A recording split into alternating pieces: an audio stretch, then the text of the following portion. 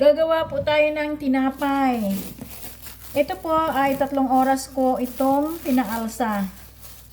Gawa tayo ng napakalambot na tinapay.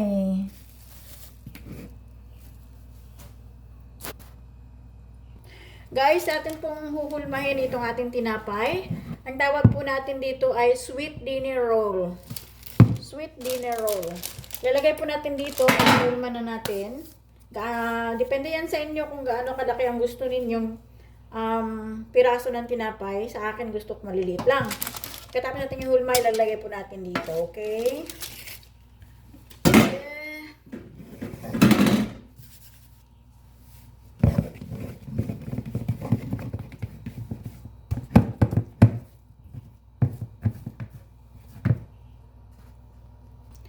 Bago po natin ihulma, lagyan lang po natin itong board natin ng kaunting flour para hindi po sila dumikit.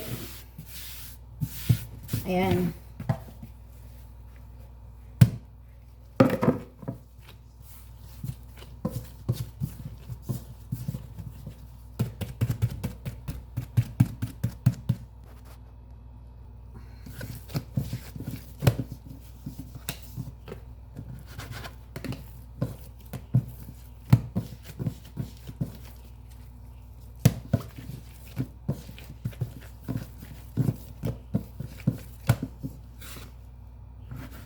Ganito lang po kalalaki.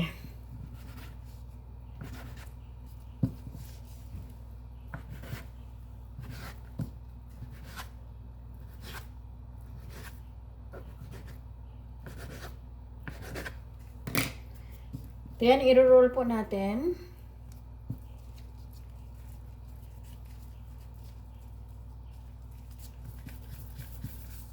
Pwede rin pong pagulong nyo dito.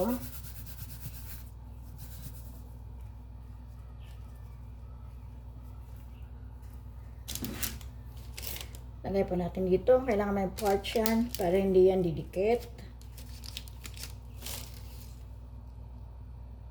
Guys, na-mold na natin ang ating bread. Ating papaalsahin po sa loob ng 30 minutes. Kaso lang kailangan natin ng warm na place, kaya papasok natin sa oven. Takpan muna natin ng plastic para hindi po siya mag-dry. Then, ipapasok natin sa oven. Sa loob ng 30 minutes. Papalsahin natin ulit.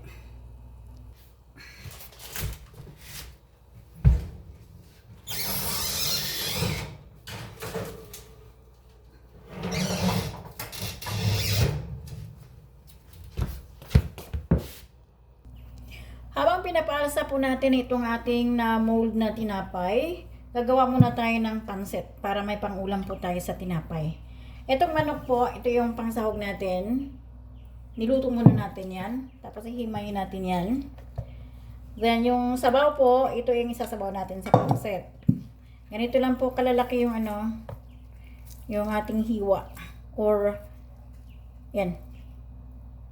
Ganito lang kalalaki.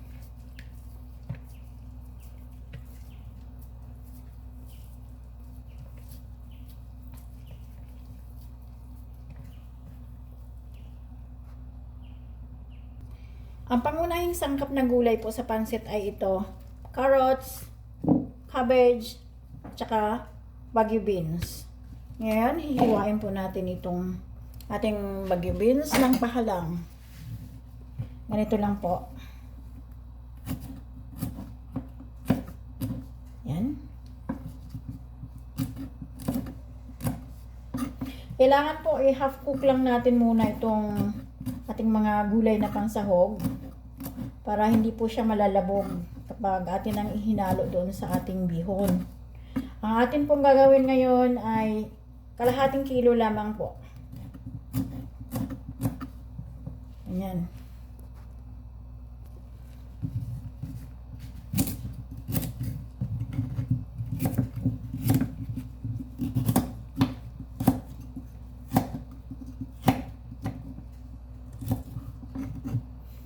Ganito lang po kaliliit Para huwag naman masyadong malabog, ano.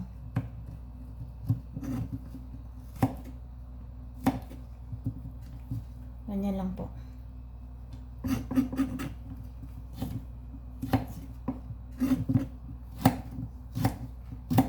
Excited na po ako. Sarap ng pansit natin ngayon. Pansit bami po ito. Ang bami ay pinaghalong pansit bihon at saka pansit canton. Yan po ang ating gagawin ngayon.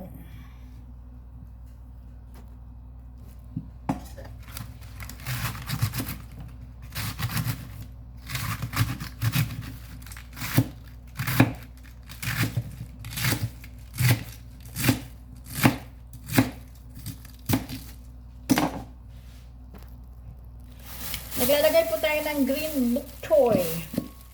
Para siyang pechay, pero dark green. Yun na yun, tangkay. Para siyang mustasa. Masarap siya. Naglalagay din po tayo ng celery para mabango yung ating pansit. Ihiwain lang po natin ng pagganito. Then half cook lang din po. Kasi hindi siya masarap kapag labog. Para crunchy. Ilalagay po natin to sa topping sa ibabaw po ng pansit.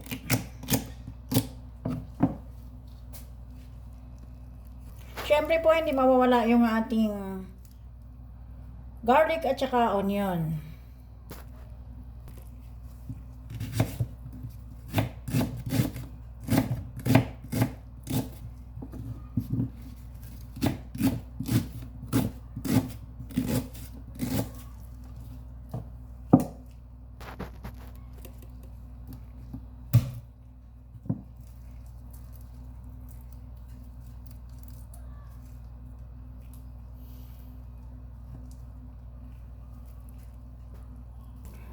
Magluto na po tayo ng pansit.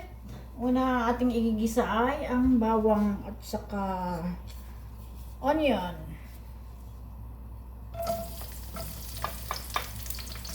Kailangan maging brown muna yung ating garlic. Tsaka natin ilalagay yung ating onion para lumabas yung bango niya.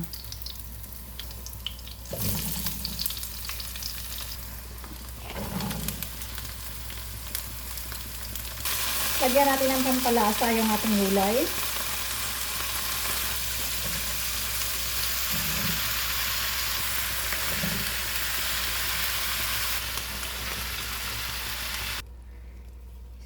Set aside muna natin itong gulay. Kasi lulutuin natin yung bihon.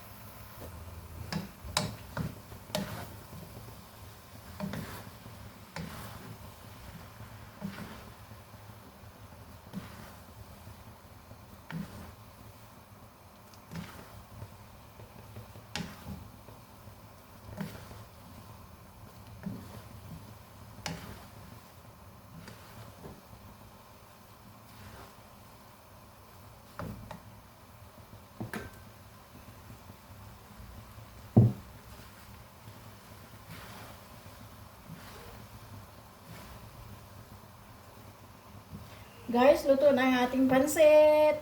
Sarap. Mamaya tinapay naman. Guys, tingnan natin ang ating tinapay na pinaalsa. Ayan, alsang-alsa na po. Tanggalin natin yung plastic.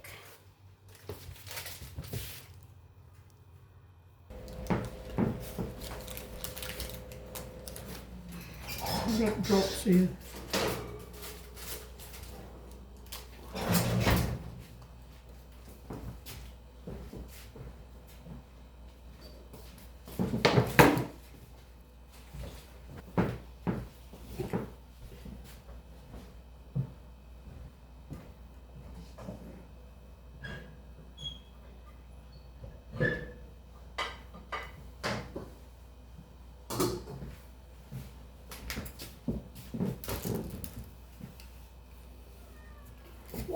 It's so soft.